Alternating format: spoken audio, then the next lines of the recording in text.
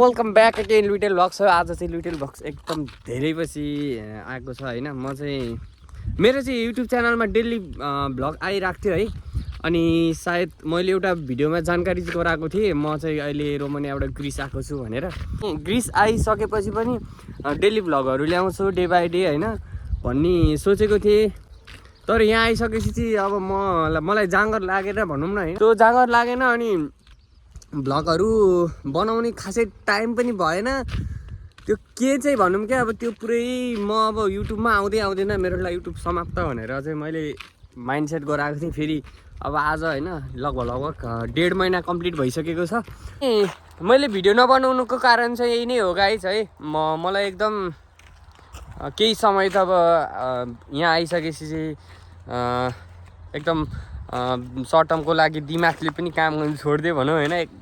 एकदम टोलाउने होइन, पागल जस्तै क्या, अब बेकार आइछु जस्तो फिल भयो क्या सुरुमा चाहिँ। अनि जस अहिले चाहिँ अब यतैतिरको वातावरण घुलमिल भइसक्यो। अहिले चाहिँ यति रमाइलो लाग्छ क्या।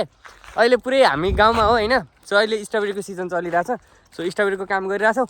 अनि आजदेखि चाहिँ अब यसो डेली नभए पनि हप्तामा एउटा सानो मिठो सानो अब ग्रिसमा पनि तर मैले इन्फर्मेटिभ भिडियो नै बनाउनु पर्ने छ। किनभने यहाँ यति विधि नेपालीहरू हुन्छ जो नेपालीहरूलाई चाहिँ ग्रिसकै बारेमा त्यो विषयमा चाहिँ अब के पर्छ भने ग्रिस आउने कि नआउने, पहिलो कुरो त कस्तो स्थितिमा ग्रिस आउने होइन। अनि ग्रिस आइसकेपछि के हुन्छ त यहाँको चाहिँ अब रियालिटी र एक्सपेक्टेसन चाहिँ के सेम छ त होइन। हामीले आउनुभन्दा अगाडि आफ्नो अब जुन देशमा हामी इलिगल भएर बसिरहेको हुन्छौँ होइन, त्यो देशको सम्पूर्ण छोडेर अब ग्रिस टेकेको दिनदेखि त हामी त इलिगल हुने हो होइन। अनि इलिगल भएर 2 लाख कमाइन्छ 3 लाख कमाइन्छ हो, यस्तै कन्सेप्ट राखेर चाहिँ आउनुहुन्छ नि त। सो त्यो चाहिँ सत्यता छ कि छैन त।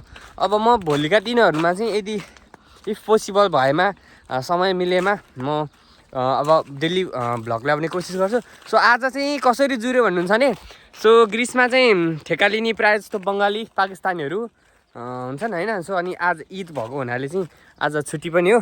अनि सो पुरै त्यहाँ बस्दा पागल जस्तै भएर होइन, काँचल यसो वरिपरि निस्केको। यहाँ चाहिँ एकदम खुला ठाउँ रहेछ। अनि केही फरक पर्दैन, खुला ठाउँ रहेछ होइन। अनि सोची पनि हाल्थेँ क्या मैले किन भिडियो नल्याएँ भनेर, एउटा सानो क्लिप बनाउँछु भनेर चाहिँ। अनि मैले चट्ट क्यामेरा खोलिदिएँ। ए हो गाइज है, मैले भिडियो नबनाउनुको कारण चाहिँ यही नै हो गाइज है। म सो होइन। अनि रोमानियाबाट आइसकेपछि होइन लिया पनि चेन्ज भइसक्यो है ग्रिसमा।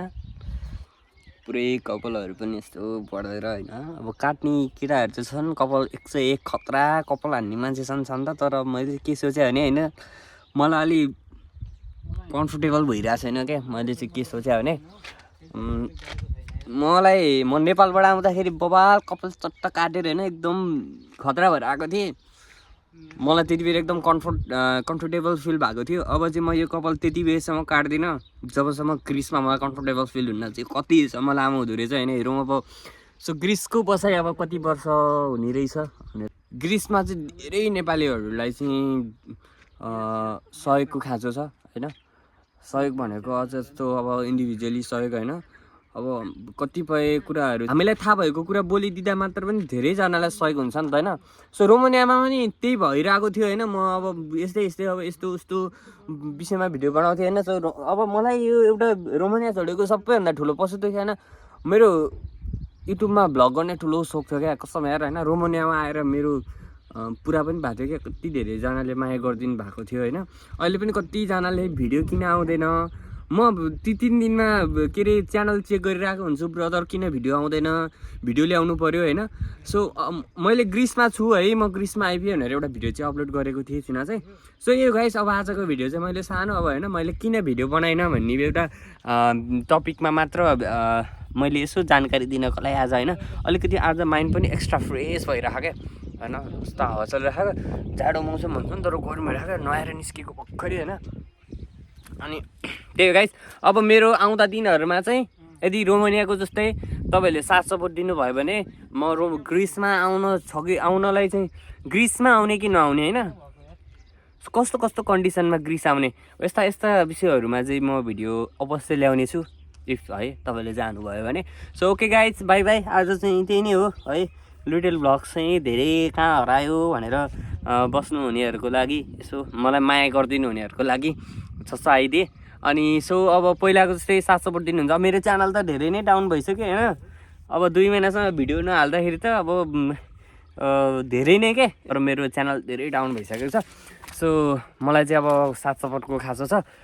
ओके गाइस, बाई बाई है, सी यु नेक्स्ट भ्लग है। अनि त्यही हो, अब भनेको चाहिँ फेरि पनि भ्लग पनि हुन्छ, इन्फर्मेटिभ कुराहरू पनि सो आउने नै छ। Okay by by guys, love you है, सपोर्ट गर्दै गर्नु होला। अब है लिटल भ्लग्स फेरि एक्टिभ हुन्छ है गाइस, सब्सक्राइब।